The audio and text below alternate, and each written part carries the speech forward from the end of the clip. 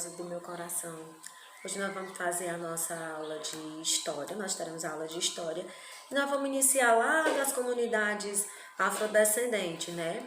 No livro de vocês tem uma música, que é uma música que foi interpretada por Clara Nunes, uma cantora muito maravilhosa. Então, desde aí já vem falando, né, das revoluções. Nós vimos as revoluções do povo que não queria ser explorado. E aqui ele vem datando, né, que a existência de quilombos, que eram o quê? Comunidades, grupos onde os negros se organizavam, se amparavam, se cuidavam e trabalhavam entre si para libertar outros negros escravos também. Então, o quilombo ele era perseguido, né, pelos senhores de escravos, pelos os proprietários de escravo, que lá não era assim uma vida de paz, eles tinham que estar se escondendo também, porque tinham as pessoas, os capitães dos matos, que eles iam para lá para recuperar esses negros, para pegar novos negros também, os negros que fugiam, né? Então, nós vamos para a correção da nossa atividade.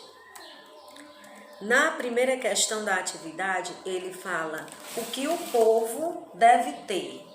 Aí, o que o povo deve ter, aí tá na vertical. Então, a palavra é liberdade. O que os africanos não aceitavam? Eles não aceitavam a escravidão. Lá onde está a letrinha B, você coloca a palavra escravidão. Contra o que os escravos se rebelavam? Eles se rebelavam contra os senhores.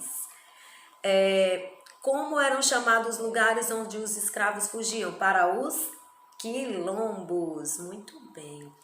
Na segunda questão, ele pergunta qual era a grande ameaça que os quilombos traziam para o Brasil, né? Então, ele estimulava a fuga dos escravos que sonhavam em liberdade. Então, eles acabavam sendo uma ameaça para os colonizadores e exploradores. Então, vocês podem colocar que a maior ameaça é que eles estimulavam as pessoas a serem livres. Escreva as duas maiores causas que levaram o dono dos escravos a perseguir os quilombos. Primeiro, era recuperar os escravos e segundo, eles tinham interesse em destruir os quilombos, né? Para que os negros não tivessem mais aonde se refugiar. Então, vamos classificar em verdadeira ou falsa as frases abaixo. Alguns quilombos chegavam a ser grandes e conhecidos? Os quilombos dos Palmares entre Alagoas e Pernambuco foi um dos maiores e os mais famosos, que era onde ficava o grande líder, né, que era Zumbi dos Palmares. O quilombo se formavam na época da abolição? De jeito nenhum. Os africanos só resistiam à escravidão na época próxima à abolição? Falso, eles sempre resistiram. A história que nós conhecemos, ela não vem datando esses eventos, ele vem falando como só que os negros foram escravizados, que era triste, não mostra a luta e a resistência que teve desde da África até chegarem aqui, todo o período aqui foi um período de resistência. Os negros nunca aceitaram ser escravos e nem nunca aceitarão. Os escravos lutaram desde o começo da implantação da escravidão no Brasil? Sim, e continuam lutando todo dia contra o preconceito, né? Contra os estigmas e as coisas que são impostas pela sociedade. Que infelizmente ainda existe muito preconceito racial. Quinta questão. Marque um X nas alternativas corretas que completam as frases abaixo. Saber da existência de um quilombo, faziam com que os escravos, quando eles sabiam que existia, eles sonhavam o quê? Com a vida de liberdade? Eles se sentiam estimulados a fugir? Eles comprassem as cartas de alforria? Não, eles não podiam comprar carta de alforria porque eles não tinham dinheiro aqui. Evitassem as rebeliões contra a escravidão? De jeito nenhum. Diminuísse a revolta por causa da escravidão? Lógico que não. E cada vez que eles sabiam da existência de um quilombo, isso fazia com que o seu sonho de liberdade aumentasse e lhe dava interesse em fugir, sim.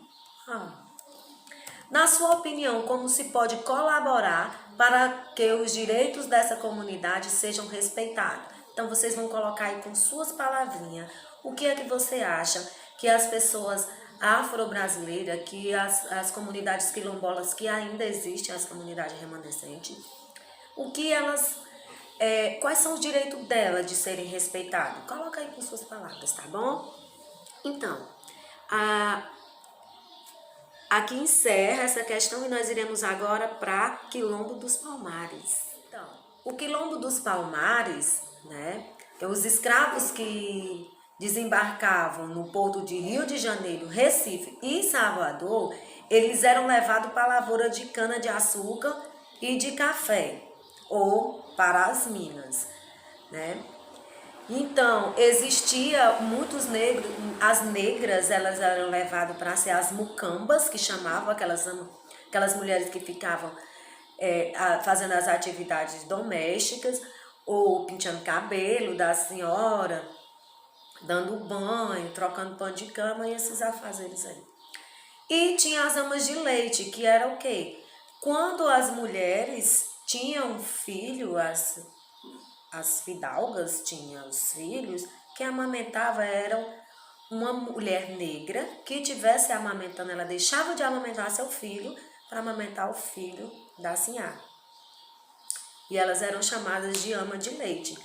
E capitão do mato era aquele homem que às vezes eram até negros, né? Para ter uma condição, uma posição social melhor, eles acabavam perseguindo outros escravos, né? Que tentavam fugir, que estavam cansados. Então, o capitão do mato era aquela pessoa que dava uma controlada no trabalho, né? No descanso. E eles eram pessoas um tanto perversas, né? Porque os negros, eles trabalhavam de uma forma exaustiva. Então, quando os negros conseguiam fugir para os quilombos, né? Tinha os mais importantes, que era o de Palmares, que fica na Serra de Alagoas, e Pernambuco.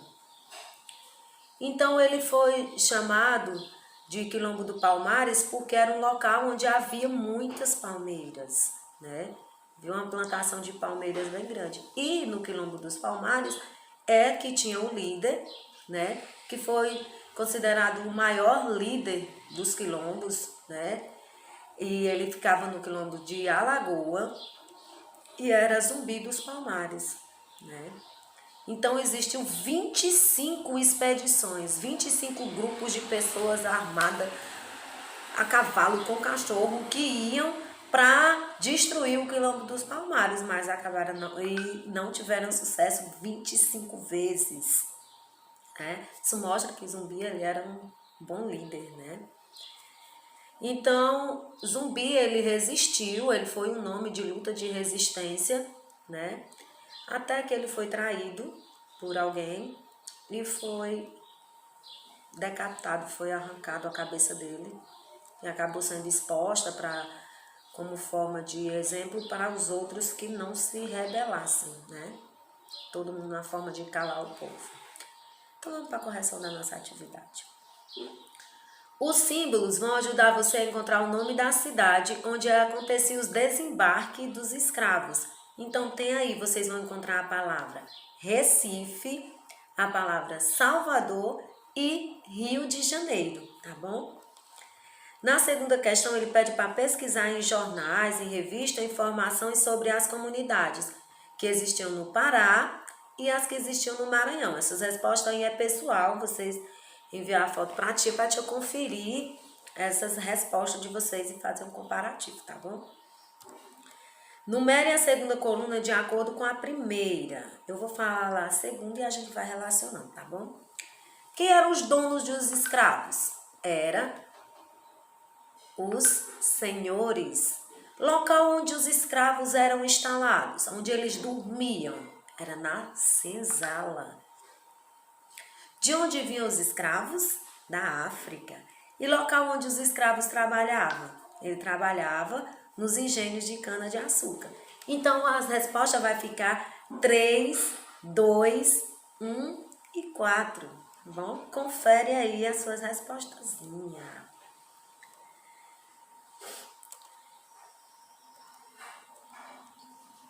E vamos para 140 também, que foi a correção da nossa atividade, né? Encontre no diagrama as palavras que completam o texto. Então, vocês vão... A história da comunidade quilombola entrou para a pauta em 1981, quando se começou a projetar o Memorial Zumbi dos Palmares, erguido no sítio histórico da Serra da Barriga, em Alagoas, tá bom? Olha aí, confere bonitinho. Então, vocês vão procurar lá no caça-palavra essas palavrinhas aí, tá bom, gente? Na segunda questão, ele pergunta em que local foi erguido o Memorial Zumbi dos Palmares. Então, você vai pintar uma letra sim e a outra não. Uma pinta, a outra não. E você vai formar aí o nome Serra da Barriga.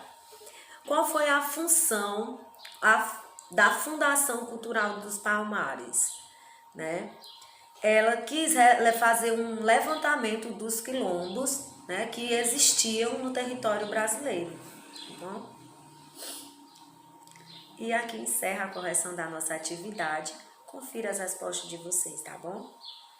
Beijo.